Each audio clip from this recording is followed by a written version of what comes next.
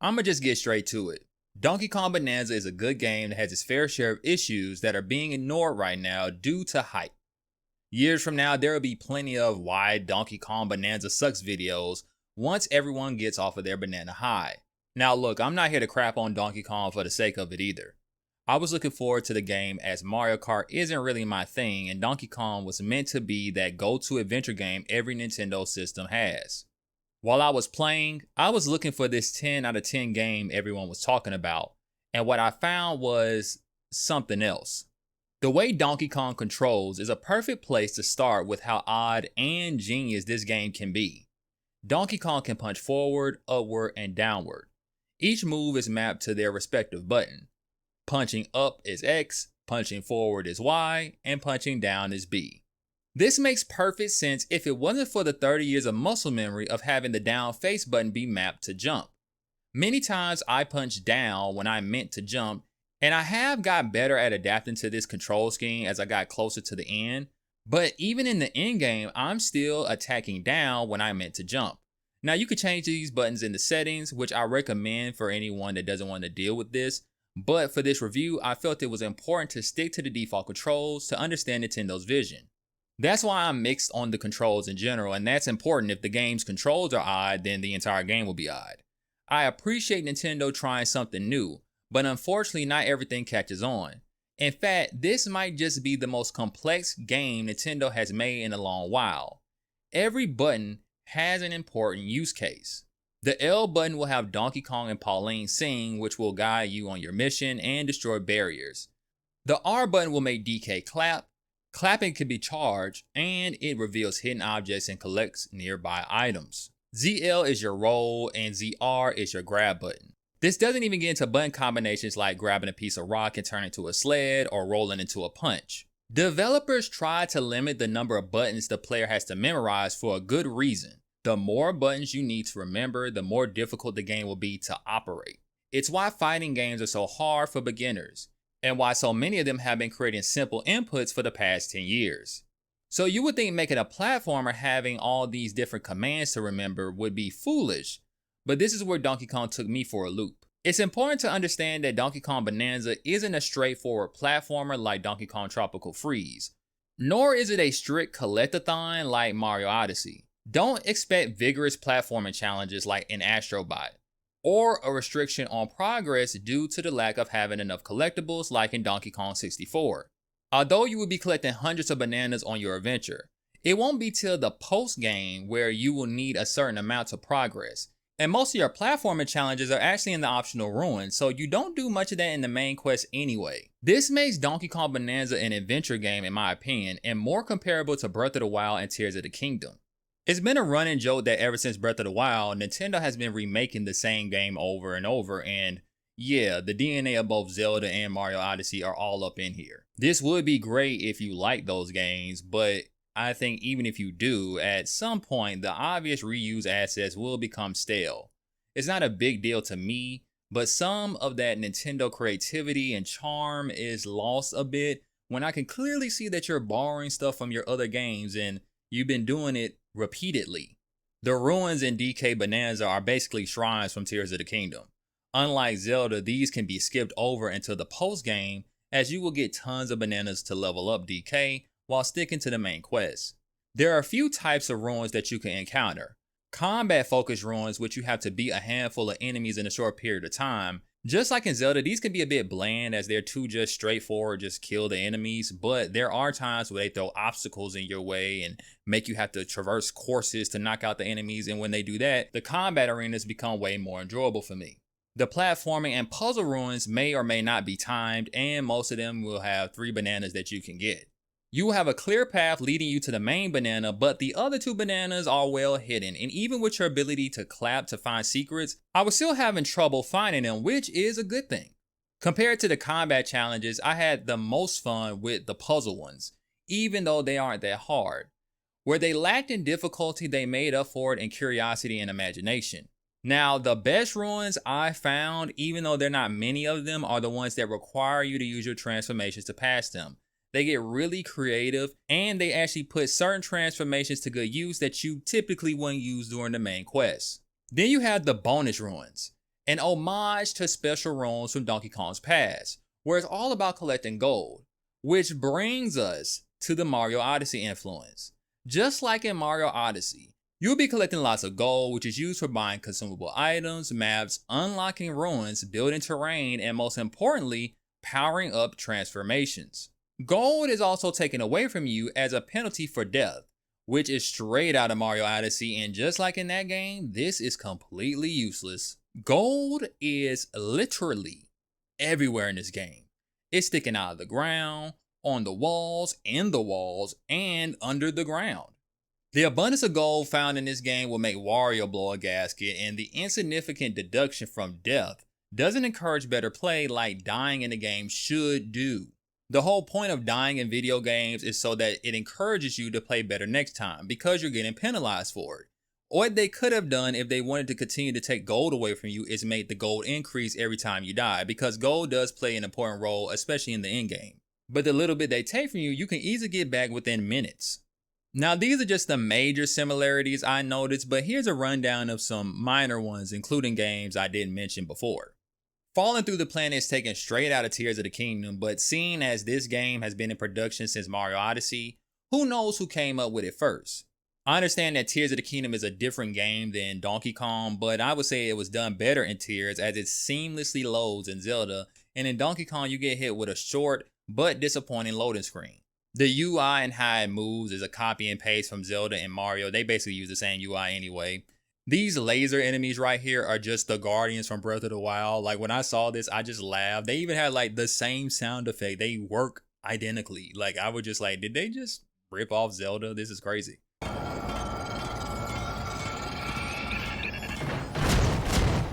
Call me crazy, but all this heavy use of yellow in the UI and the visual pauses when you punch bad guys just reminds me a lot of ARMS.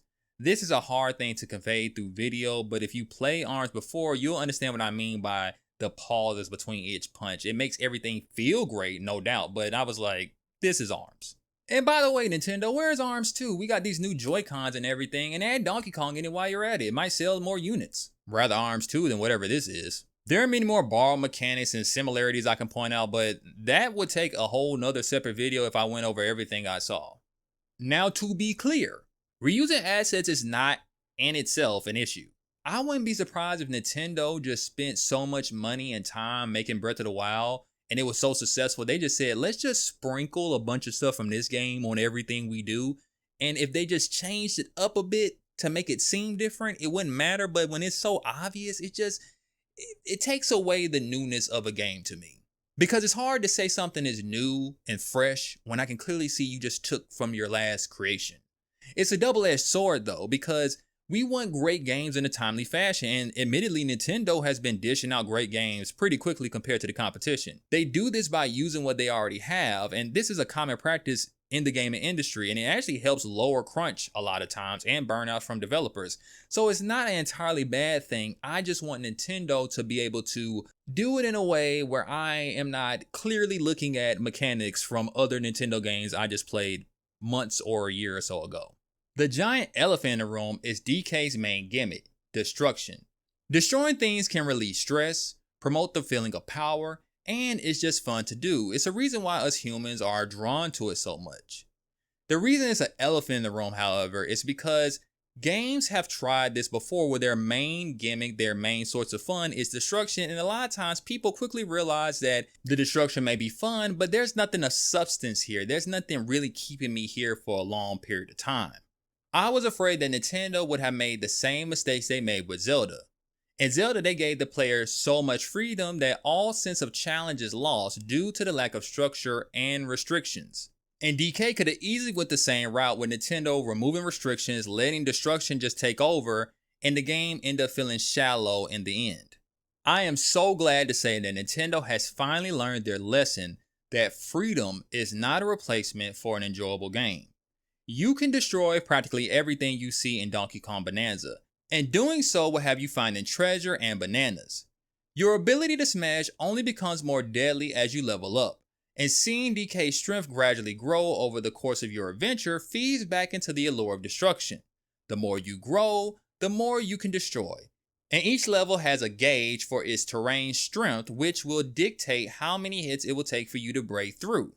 Destruction is so woven into the game's DNA that you will break things without even trying. DK will crash land on the surface, sending his surroundings flying. Smacking bad guys will send them crashing into other objects, which can set off a satisfying chain reaction, and due to the cartoon pauses in each hit, it makes it feel like you're just knocking down dominoes when you smack one enemy and he lands into another enemy and another enemy and another enemy.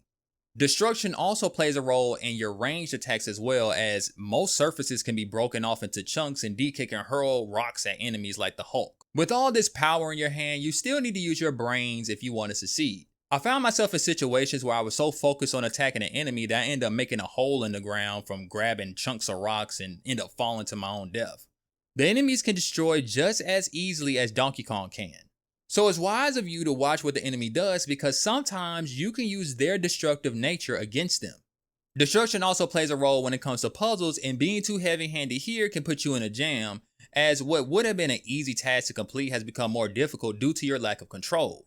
I found myself having to rethink how to get from point A to B due to how I negatively affected my path with all my destruction. Which, for anyone who's played like a game like Minecraft where you got yourself trapped in a situation and had to dig your way out, it's kind of a similar effect. You will have that same level of joy getting out of the jam that you created for yourself. And destruction isn't always the answer for everything, as Donkey Kong is really good at giving you options. Like, look at these lasers. I could jump over them, I could climb around them, or I could just dig under them. This makes destruction feel like something that is a part of Donkey Kong's arsenal compared to something they are making you do. And that was the problem I had with a game like Mario Sunshine, where they make you use FLUDD, and I didn't particularly care for FLUDD. Versus a game like, let's say, Mario Galaxy. I don't know anyone that didn't love the gravity in Mario Galaxy, but they didn't make the gravity the end all be all. There were plenty of levels that just had nothing to do with gravity. It was just a good Mario game. That's what Donkey Kong does with destruction. Destruction is definitely everywhere in this game, no doubt. But there are plenty of times where I just simply played the game as a platformer because that made more sense for me to do in the moment. Then there were times I need to use destruction, but just only a little bit. I was still using everything else evenly, unless I just feel like destroying everything around me. Now, I do have some issues with the destruction system. When you're digging in this game, the camera blocks out your surroundings, which is a great way for Nintendo to keep the frame rate high, but not rendering things that just really aren't need to be seen at this moment. My issue is that this blocking of your surroundings happens even when you aren't digging underground, causing a disorientating feeling when the game gets confused. Plus, you can move the camera around and see far off items underground, which I guess could be a good thing, but if you care to just dig and find things on your own, it kind of takes away from the discovery. Now, I know it would be unfair to strike the game for not incorporating a physics system, so all of this will be just what I wish was here instead of a negative to what we have. When you break the bottom of a wall, it won't cause the top to fall over. Neither will digging near a surface with liquid cause the liquid to flow down a path. I was genuinely disappointed when I realized that this lava that's surrounding this banana would not drain when I created a tunnel for it. And when I realized that the solution was to throw ice at it so that the lava would turn to solid rock, I was just bored, only because that's 9 times out of 10 the solution to everything in this game. Throw a rock at another rock. A realistic physics system in a game like this that already has frame rate issues would have clearly been too taxing, so I get why it's not here, but there are some puzzles that have physics added to certain objects and you could just see the potential, and I just wish they would at least try to have more objects have physics. All things that need them, but I just wish more things had it. Now remember that the terrain type can affect not only how long it takes to destroy your environment, but some have special properties. Mud can slow you down, sand and snow can be stuck together, and these cool rainbow stones can cause DK and Pauline to take to the sky. In the beginning half of the game, the way the destruction and terrain types play into puzzles and combat is so basic, I wouldn't blame anyone from getting bored. Thankfully, around the halfway point is where Nintendo gets into that creative bag we're normally used to, and the game starts to feel more like Echoes of Wisdom. DK isn't just going to use his fist to punch the ground. You have a handful of standard monsters that will get in your way, and they will use different materials to cover their body like armor. I really love the armor system that's in this game, as it serves as a way to make the combat more strategic and not mindless. Without armor, DK can smash through everyone without a thought. But now you have to consider your strength level, whether or not you can touch the armor with your fist, or if you need to just hit them with a tougher terrain compared to the one they're using as armor. One of my favorite enemies in the game need to be guided to light in order to make them weak, or you can use this glowstone to hit them. Another one of my favorite enemies are these guys that try to jump on your head. Enemies like this typically want you to not get underneath them because, well, they're trying to stomp down on you, but in DK, they want you to stand underneath them so you can hit upwards. You can even use DK's big head by jumping and do damage as well. There was a lot of love put into the game's combat and enemies. There were even secret mechanics that I found in the combat system that the game doesn't teach you about, and discovering them was cool and it made me want to experiment. Like DK can actually parry an attack if you attack an enemy right when he tries to hit you. Like, why is this even in a game like this? If you happen to be holding a piece of terrain that's stronger than your enemy's weapons, it will also work as a shield. But if you're carrying something weaker, you'll take damage. You can grab rocks that are thrown at you midair and hurl them right back at your enemies. You can even take the chunks off of the hammers that enemies try to hit you with, removing their weapons from the bad guys. And don't forget, if enemies are using a terrain that DK can destroy, you can just climb on top of them and start removing chunks of armor from them. There are some post-game challenges that really show you what the devs can cook up when it comes to enemy design, but I wish they added more of these in the main game. Still in all, chipping away at different armor enemies and finding their weaknesses was not only a blast, but somehow Donkey Kong managed to have better combat to me than Zelda Breath of the Wild and Tears of the Kingdom. Nintendo has once again crafted some beautiful worlds that you will spend tons of hours searching high and low for hidden collectibles and challenges. I still hate how Nintendo are crafting these beautiful worlds but giving them these lazy names like they did in Mario Odyssey. Can you guess why the lagoon layer is called the lagoon layer? It's because it's a lagoon. And I can't imagine why the freezer layer is called a freezer layer when there's like a bunch of popsicles and ice cream in here. I can only imagine why that's called that. And the resort layer, let me guess, it's called that because there's a resort there. Oh yes, that is perfect, Nintendo. Just call things what they literally are and don't create any unique names. That's just wonderful. Like, even just from a lore standpoint, like getting people wrapped up in the world, I know Nintendo doesn't really care about that stuff. Like, people live here. Why would they call it the resort layer? Like, that's just so boring. My pettiness aside, each layer looks exactly how it's named, and the gimmicks start to really come into play near the halfway point of Donkey Kong Bananza. The first few layers have gimmicks and unique themes, but they're not used in a meaningful way. The mud on Hilltop can slow you down and encourage you to use the surf ability, but that's about all it does. The canyon layer brings DK's classic minecarts back, but this feature is used better in other levels. So it's not that special once you realize that this is kind of more of an introduction than anything. And the lagoon layer is full of water, but outside of a few optional bananas, you don't even mess with the water. The main quest will not have you near the water at all. So it's kind of just a backdrop, if anything. It wasn't until I got to the forest layer where that Nintendo magic started to pick up steam. Here the land is full of poison and thorns. You can use these nuts that you find around the world to create vines that turn into bridges. Resort layer is a tropical paradise covered in fruit where they use these colorful rocks that send you straight into the sky. And the Tempest layer, which has these bad winds and these really cool zip lines. The zip lines use terrain in order for you to get across, and if you use weak terrain, the zip line will destroy them, so you have to make sure you're smart about which one you grab. Some layers are smaller than others, serving as a pit stop compared to a proper level. But I never felt like the game was lacking in content. Trust me, there's tons of things to do in here. So when it comes to the pacing of the story, they make sense. And as a person that cares about value in their game and getting a lot out of it, you won't feel ripped off by these levels that serve as a detour to the main quest. I also want to give Nintendo credit for cracking the code on open world game design. Donkey Kong Bananza is an open world game, but it does share a lot of similarities with open world games of today. Developers are stuffing so much into games that it's becoming a distraction. And these distractions can overload the player's senses, causing fatigue and burnout. By only showing the player the main quest with your whistle in Donkey Kong Bananza, you have a clear direction to follow. You will see things around you like ruins and bananas, but it's something about the art style that makes you notice them without them drawing you near them. Instead of feeling like I needed to run to the next ruin or banana that I saw, the art department made sure that the spotlight was on your main goal. I love that Nintendo went this direction with Donkey Kong Bananza, and I hope they continue to do this with all of their games. Developers know to a science at this point how to get our attention, but they're overstimulating the player base, and I don't think that's good for our mental health. When I was playing Donkey Kong, I knew that at any point I can go off and explore and go search for any banana or any treasure I wanted to, but unlike other games, I didn't have a billion lights just fighting for my attention at once, distracting me from what I really wanted to do, which is complete the main story. No matter what level you're rampaging through, you'll be doing the same handful of things, following the main quest, which boils down to a few curated fights, platforming segments, and smashing up the Void Company's devices blocking your way.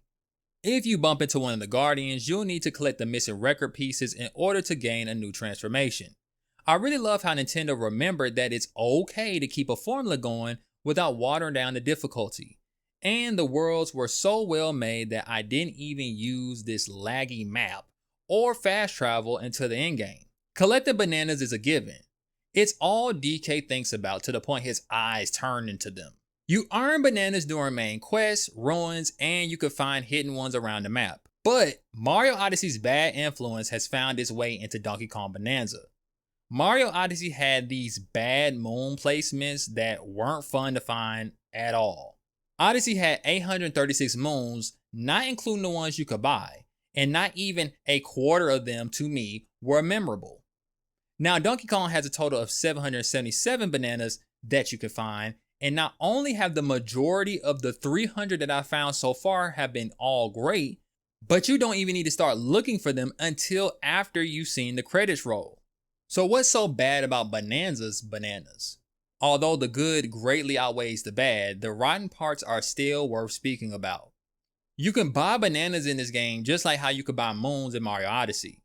You need both gold and bananium chips to buy them. But the process of buying them is so freaking slow, and you can't even buy multiple ones at once. It's almost like, do they even want you to buy them at this point? It's really annoying. And I'm calling this a bad banana. Another bad banana are any bananas that are literally just laying there.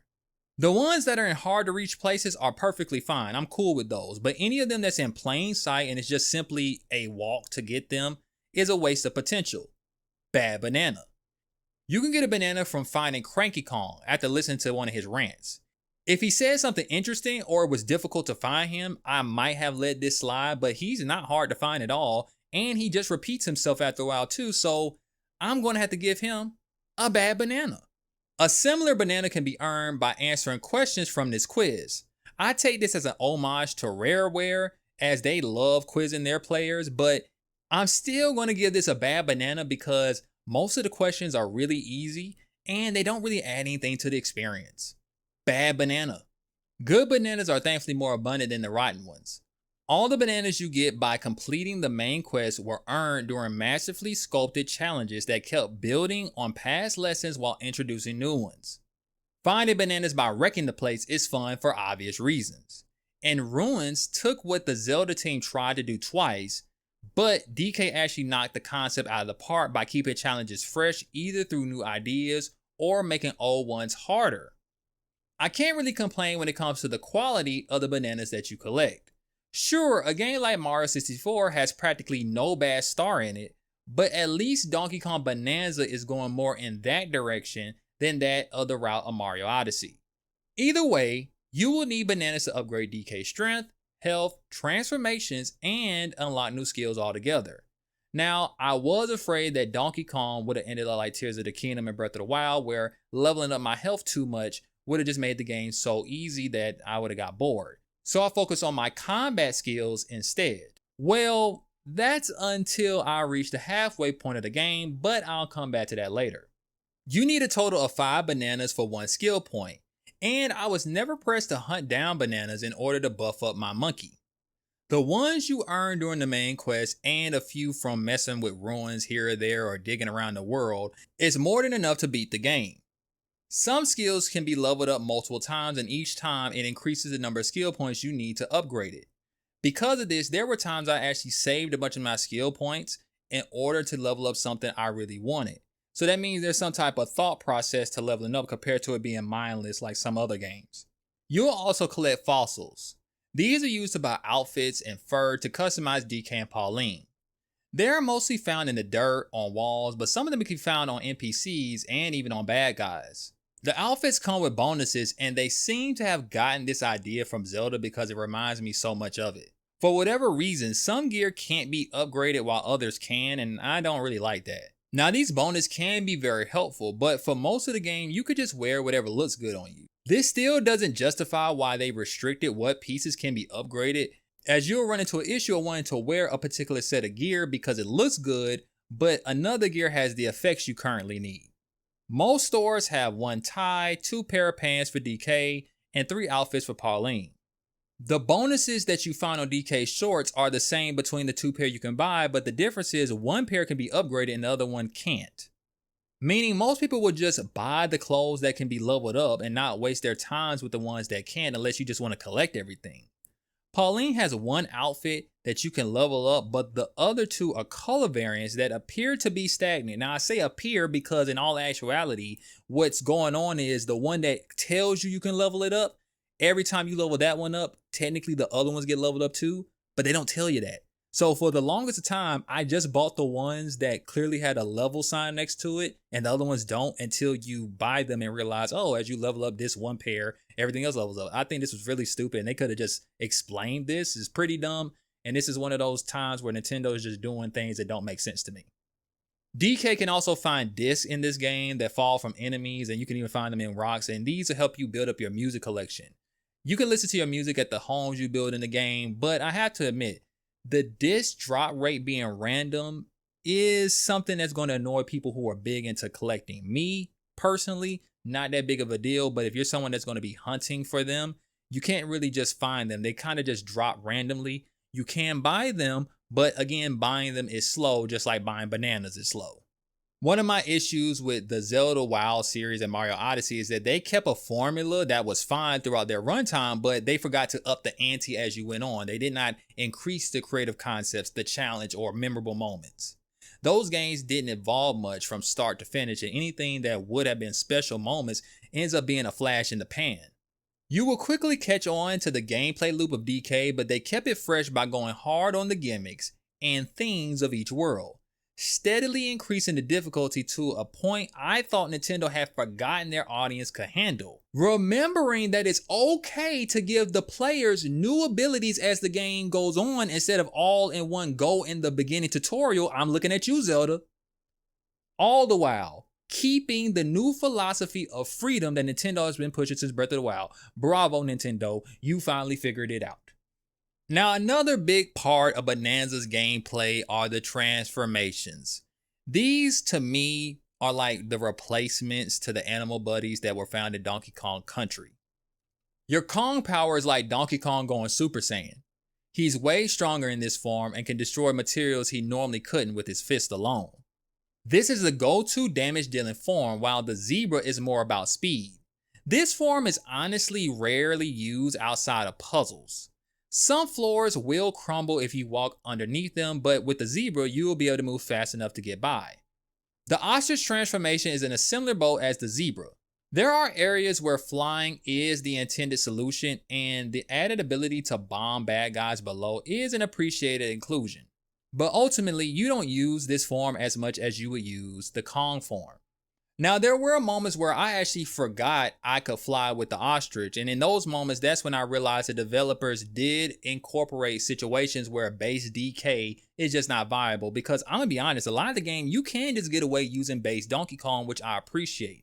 The transformations don't just take over the normal form of Donkey Kong, which would have been boring and made them not feel so special. There are other transformations, but if you want to avoid spoilers, I would skip ahead. The snake can double jump and charge jump. He's not the strongest form, but he can slow down time to take out fast moving targets. There was a platformer challenge with him that was pretty tricky to beat, and I really need to master the slow motion powers in order to win. The only thing I wish is that his slow motion ability is tied to the attack button. You have to charge it. I just felt like sometimes I would punch when I'm trying to charge. I don't know what's with that. This game uses every button on the controller, so I don't think there was another button to use. And even if I were to have remapped the button to one of the extra buttons on the Pro controller, it still would have worked as a punch button. So I wish they could have figured something out with that, but that's a minor nitpick for the snake. And a cool thing is, because this game has so many ways that you can handle a situation that's viable, there were times that I actually forgot that I could use my slow motion power with the snake. That might sound bad on paper, but this goes back to the game being so well balanced because I could do things how I wanted to. When I wasn't doing what the developers intended, it still worked out for me. But when I was struggling and had that aha moment of, oh, the developers want me to use the snake power now, or the ostrich power now, or whatever ability I have now, that made me feel like I figured it out without the game just telling me what to do. Then you have the elephant transformation. You could suck up terrain and convert it into ammo to throw at your will. When you need to just suck up a mess that you can't touch, you want to use this form at all times. It's close in strength when it comes to your Kong form, but focuses on throwing rather than punching. In the end game, it's so satisfying to just suck up the terrain with your elephant form. You can't do this forever, but as you level up the elephant, you can suck up more and more of the world, and it's an easy way to clear terrain just to see what's underneath it. To me, the transformations in Bonanza body the powers that were found in Zelda and the Cappy possessions in Odyssey. Because gold is everywhere and you need gold to transform, I had a fear that you would be using transformations too much. It would be overused and played out. Now, it is true that you could get so much gold in this game that even after running out of time with your transformations, you could just have one stored right back up. But I never felt like doing that back to back unless I needed to. Again, going back to that balance I was talking about, Donkey Kong's base form is just as fun and versatile as his transformations. You don't feel weak in your base form, and the boss fights show this off as well. Donkey Kong is packed with so many boss fights that this game might have more than any other Nintendo game that I can even think of. Just like normal enemies, the bosses cover themselves up in different materials and you have to get through it in order to even hurt the boss to begin with.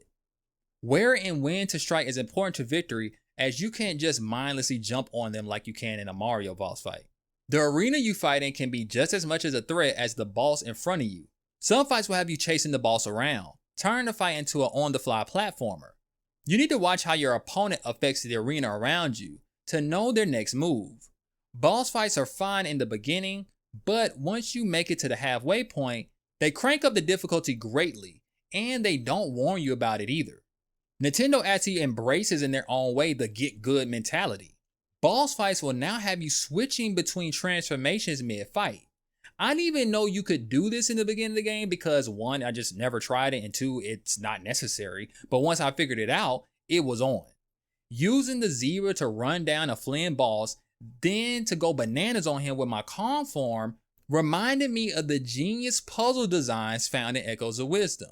In that game, you have to synergize between your different summons, and in this game, you have to synergize between your different powers. By the end of the game, you will be going from one power to the next, and funny enough, this might be the first game where the extra buttons on the Pro controller would come in handy to have. It's not the most comfortable thing to cycle through your powers during a chaotic fight because it's mapped to the D-pad. Taking your hands off the face buttons could end with you getting hit, but if you map the left and right D-pad buttons to the GL and GR buttons, you can keep your thumbs on the face buttons while swapping. I don't have a Pro controller, but I do have the Nintendo Charge Grip that also has these extra buttons and works great if you're looking for a cheaper option. Throughout my review, I kept bringing up this magical halfway point where Donkey Kong finally hits his stride and takes off. The game finally gets good once you fight Void for the first time, which is about 8 hours into a 16-hour game.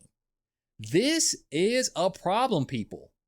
Online, many people are wondering where all these 10s out of 10s are coming from, and I suspect these people either love every second of Donkey Kong Bananza, or what's more likely happening is that they're coming off of the incredible high of the second phase and post-game, which I would agree is worthy of a 10 if I gave out review scores. But that's not fair in how you should properly review a game or really anything. You can't ignore the issues of the first half of the game just because they blew it out of the park in the second half. To be clear, Donkey Kong isn't a horrible game in its first half either. Not by a long shot. But it starts off too simple. It takes a minute for the game to pick up speed, and Not everyone is going to push through for that. Admittedly, I found myself dozing off in the early game as the soothing music in these stages in combination with the easy difficulty was putting me to sleep. The forest layer is when Nintendo finally starts to get into their groove, and then bam, the game just takes off from there. Until you reach this stage, they rely on the gimmick of destruction to hold you over without using it in a creative way. This is the main reason why the first half is not as good as the second. It was so boring that when I was playing the side-scrolling ruins, I actually said to myself, why didn't they just make another side-scrolling DK game, because these ruins were better than the base game. The fight with Void was so wild, it woke me all the way up. The way he was just blasting and destroying the environment around him with no care in the world and having to chase him all around really just puts you in that engaging moment. The game just kept increasing in difficulty, imagination, and storytelling that I was all locked in. If they could have done a better job in the first half of Donkey Kong Bananza, I think we would have something special here. Like take the boss fights for example. Sometimes they reuse boss fights, but the second version of them in the second half of the game are way better.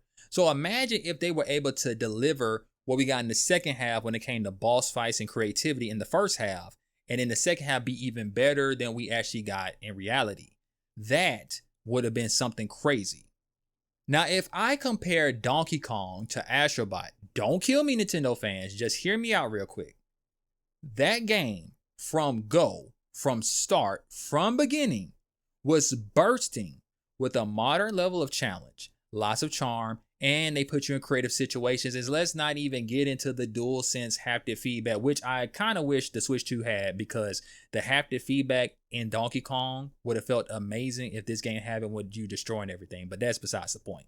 Donkey Kong in comparison had the charm. I mean, it is a Nintendo game, but the creative juices didn't start flowing till later. And that's when they seem to remember that gamers of all ages can handle a normal level of challenge. By the way, when I say Nintendo games have thrown difficulty out the window, I'm not asking for NES level of difficulty. I'm not asking for nothing to pull my hair out about. I just want something that keeps me alert and not place me in autopilot, because the game is so easy and simple, and worst of all, boring, that I'm just kind of playing like a mindless zombie until I get bored and fall asleep. The game got so hard, and let's not even get into the post game, I was regretting my decision not to upgrade my health. This is a good regret because I was happy to play a Nintendo game that wasn't afraid to punish me. Even after upgrading, I wasn't made unstoppable like you end up being at the end of Tears of the Kingdom. At the end of the game, I was frequently using the houses to get extra hearts just to get by, and I even bought quick revives near the end. I need this level of difficulty at all times, Nintendo. You don't have to wait till halfway through the game to finally give us something challenging. Donkey Kong soars in every aspect after the fight with Void, and all the issues of the game just seem to disappear. Well, except the frame rate, that doesn't get any better. I'm not as sensitive to frame rate dips as some other people are, but just because it's not a big deal to me doesn't mean it shouldn't be axed out of my critique. The frame rate dips all of the time. Breaking gold clusters almost always drops frames. Some boss fights have their moves run in slow motion. And spoiler alert, skip ahead so you don't see what I'm about to show you. One fight with Void is so choppy, I'm shocked that Nintendo of all companies shipped this game this way. Video games are both art and products. Because they serve as both, it can be difficult for people to judge which parts of a game should be viewed as art or a properly made product.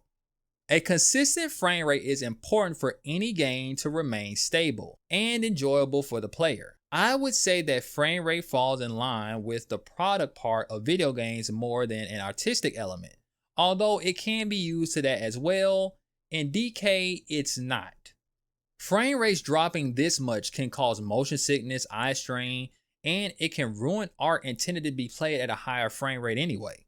Speaking from an objective standpoint, the frame rate in Bonanza is choppy, distracting, and when the biggest offense happens during one of the toughest boss fights, it can negatively affect the player's ability to win, which is always a problem. This cannot be waved away just because you like the game or Nintendo. People have to mention things like bad frame rate in their reviews because not everyone is just going to ignore them just because they like the game overall. Now, if I'm speaking subjectively, Outside of the frame rate dips during hard boss fights, the frame rate dips were noticeable but not a bother to me personally. As for the visuals, Donkey Kong looks really good, but I wouldn't say it looks that much better than your average Switch 1 game by Nintendo. There are muddy textures, and I don't mean the literal mud in the game either. Understandable, as having dynamic high-end chunks being made as you break the ground around you would be not only unnecessary, but you wouldn't even notice it half the time. Side note, I don't like these perfectly square chunks that come out of boxes. It just looks dumb. It reminds me of Minecraft, and when you have these cool dynamic shapes and then you just see this cube, it's kind of boring. And I just like, why are there cubes popping out of boxes? And sometimes when you break the ground, they come out as cubes. That might be a bug, but I think the ones coming out of boxes are intended. For people looking for that big next gen leap from Nintendo in the visual department, I think you will be left disappointed. Facial expressions on DK and Pauline are charming, and standing still every once in a while will show you some cute interaction between the two. They sort of made DK behave like a dog, the way his tongue sticks out when he sees bananas and all. There are tons of little details like these that you should keep your eye out for if you're into that sort of thing. Pauline and DK have a cool relationship that grows over the course of the game. You will see Pauline's face become more relaxed as she gains her confidence, and she'll even join DK in a power pose and chest beats. The animations and art style reminds me of a Pixar movie. Pauline being the main source of voice acting works well, as everyone else speaks in the classic grunts introduced by Rare. Pauline's voice acting is fine, but I have a tiny nitpick. There are many conversations where the voice actress no longer sounds like a kid and sounds more like an adult speaking to a child, kind of like a guest speaker on Sesame Street, or how your elementary school teacher might have talked to the kids. DK!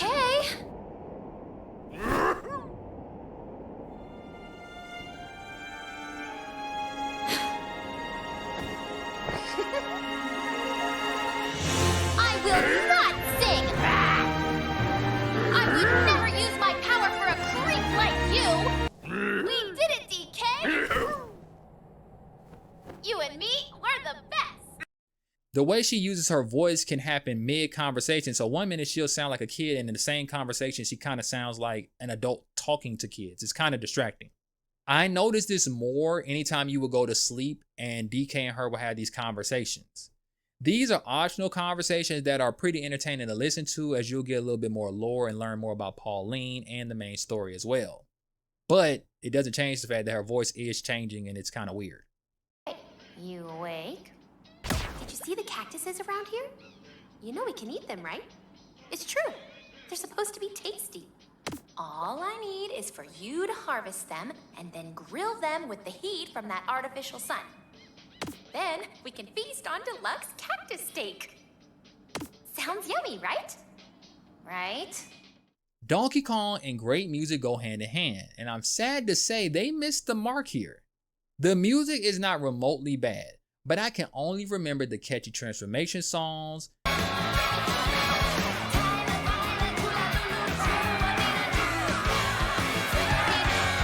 the beat during the Tempest level,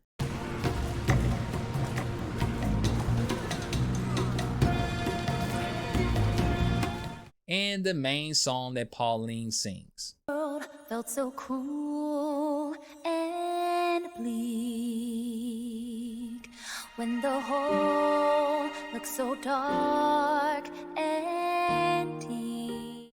At first, I thought I was being too critical, until one of the classic Donkey Kong country tunes start playing in one of the ruins, or anytime when I'm in one of my houses, the DK rap starts playing. That's when I knew that there was a clear distinction from the banging beats of old to the not as good tracks of today. Not bad, but we had better before, and seeing as these better songs are literally in the game I'm playing, it's fair to compare in my opinion. You know, I never thought there would be a day when a Donkey Kong game would have a story on the level of a Zelda game, and not just any Zelda game. I'm talking about like the Ocarina of Time and stuff like that. The story is simple and charming like most Nintendo's tales. DK is on the hunt for bananas when he gets swept away underground. He finds a frightened little rock that loves music, and through the power of DK's beat, is revealed to be Pauline. The Void Company has kidnapped her in order to use her powers to reach the Bananium Root, a magical source at the planet's core that can grant the user's wishes. DK and Pauline will have to face many trials and obstacles in their way, and through hardship, Pauline goes from being a scared, unconfident girl to a brave and outgoing hero. Donkey Kong doesn't evolve at all, and the game is better for it. He does show annoyance at times, and he even gets worried, but Donkey Kong's heroic spirit shines even during the toughest moments. The villains didn't have enough evil for my taste, if I'm being honest. You won't know the Void Company's true motivation until the end, but the workers, Poppy and Grunty, I felt were too nice. After beating them in a fight, they'll help you out and even casually talk to you, and I thought that was weird. They felt more like rivals than proper enemies. Poppy's character was written better, as it's clear that she's questioning Void as a leader and everything to her is business. When she helped me out, that made a little bit more sense than when Grumpy did. As for the residents of each layer, they have their own issues that Void has brought about by stealing their bananas and setting up his evil contraptions in their villages. The residents of each layer only serve to guide you on your quest, and not one individual stands out as a meaningful character besides the Guardians. The story reminded me a lot of the Mario movie. It's full of whimsy and awakens that inner kid in you. It's a feel-good story about friendship, adventure, and finding the voice inside of you. Now, if you don't want to be spoiled, I would skip ahead. After beating Void, the great plot twist is revealed that King K. Rool was actually looking for the root as well, but he got trapped along the way due to his big gut. After freeing him, you chase after him and you have to fight his Kremlin crew. It's hinted that King K. Rool would be here by Cranky, but it's done in a way that will make you assume he was actually speaking about Void, which I really enjoyed when I figured that out. After taking K. Rool out, DK and Pauline make their way to the surface after making a wish for Bananas and Pauline to return home. In classic Donkey Kong fashion, this ending is a fake out, and K. Rool comes back for his revenge. You make it all the way to Pauline's home of New Donk City, where K. Rool takes over. You battle it out one last time in not only the best boss fight in the game, but arguably the best boss fight Nintendo has made ever. The city returns to normal and Pauline has grown from their adventure. She has to depart from DK and in an emotional moment wishes him well on his search for bananas. Pauline begins to sing her songs on the street, becoming a street performer. And in 3 months, Grumpy and Poppy have joined forces after ditching the Void Company. Grumpy made a warp gong in order for Pauline to return back to DK in search of inspiration for a new song. I'm so happy Nintendo didn't rely on nostalgia to be the driving force of the plot. Questions like if Pauline in this game is the same one in Mario Odyssey is actually answered, but as far as is she the original Pauline from the Donkey Kong arcade games, well, Nintendo doesn't really bring that up, and it's better if you don't think about it either. Bonanza is both a prequel to Mario Odyssey, but also a sequel to the country games before it. For the hardcore Nintendo fans that care about Pauline and Donkey Kong's relationship from the arcade days till now, just throw all that out of your mind because you'll enjoy the story a lot better if you don't think about it. Nintendo has shown time and time again they don't really care about story continuity. Any clear connections found in this game should be counted for this game and the games it's connected to only, and even then I wouldn't even take that seriously. If they had tied up loose ends, the story would have been better, but what we have is good enough. After beating the story, you'll still have hundreds of bananas to collect, ruins to complete, clothes to unlock, and secrets to find. The levels have changed a bit, and new dialogue has been added to reflect what DK and Pauline did for the people in each layer. There is a new quest that takes into account your banana stash.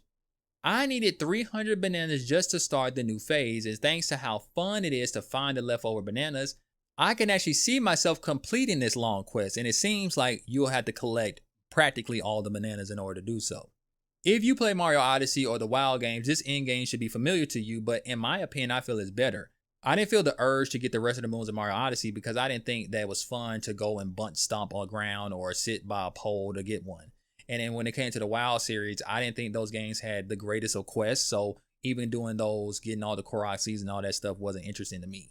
Donkey Kong is different, where I feel that this game has enough going for it, it's creative enough, it's enough challenge, it's getting harder as I'm playing the end game, that this is a driving reason to keep playing outside of just wanting to collect everything. There is also a boss and battle rush to take on. Earning bananas while fighting the bosses again with a souped up DK is actually what I was hoping for. And that's not all. These bosses are way harder. They have different transformations and moves that they didn't have previously. There's different settings too. So these are like completely different fights. And of course, you can always just goof around in photo mode, taking pictures of Pauline and Donkey Kong, their new outfits and gear that you get in the end game. There's also that carving mini game where you can carve out different art pieces and color stuff. Not really my thing, but I did mess around with it to make sure the controls were well. And I can say, yes, the mouse controls work pretty well. A lot of the mouse control games on Switch 2 work well. So anyone that feels creative, wants to do some coloring, even if you're not that creative, there's a bunch of pre-made sculptures for you. You can color if that's all you want to do, but you can carve out whatever you want, and it's pretty fun.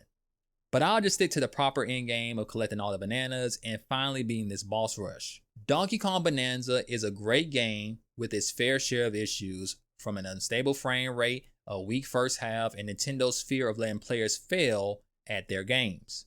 It becomes the acclaimed 10 out of 10 once you get halfway through. The excellent endgame following its grand finale is what I believe is causing people to forget about the first 8 hours, and that is not right. I played games by Nintendo that was amazing from top to bottom. I've also played games like Echoes of Wisdom that honestly did begin slow like Donkey Kong, but picked up very quickly, like in the first dungeon. So that's a little bit different because it wasn't halfway through the game. It was maybe a few hours in, which is more reasonable. This isn't me being a butthole that just wants to bring down Donkey Kong and rain on you guys' parade. I just beat Cyberpunk on Switch 2 for the first time, and I also beat an indie game that just dropped on PS5 called Angerfoot. Cyberpunk is an RPG, and those games are known for having slow starts, but Cyberpunk is on 10 from the beginning. It is an amazing game from the beginning. It gets you into it. You're enticed. You want to know what happens more in the story and the lore. If you haven't played the game, check out my review. That game gets you in, locks you in, is not boring from get-go. Angerfoot was the same way, and although these games had their issues, they didn't make the greatest sin of any form of entertainment, which is being boring. That is the worst thing a game can be. That is the worst thing any form of entertainment can be, is boring. I'd rather have something bad than boring. And admittedly, Donkey Kong in the very beginning was kind of boring. Donkey Kong can be compared to a roller coaster ride. Imagine waiting in line to get on the most hyped roller coaster in the park. The line was just long enough where you were beginning to lose interest, but you stayed and experienced one of the greatest thrills of your life. It was so good that you don't mind the boring wait that you experience, and you even ran back in line to do it again. We like to focus on the parts we loved and forget about the parts we didn't. Donkey Kong is the sweetest banana I've eaten in a long time, but I can't deny that it was just about to turn rotten. Thank you all for listening to this very long review. Please like, comment, subscribe. Let me know what you think about the review and Donkey Kong down below. Check out my other reviews. I'll be back with another video soon. God bless, keep gaming, and have a great day.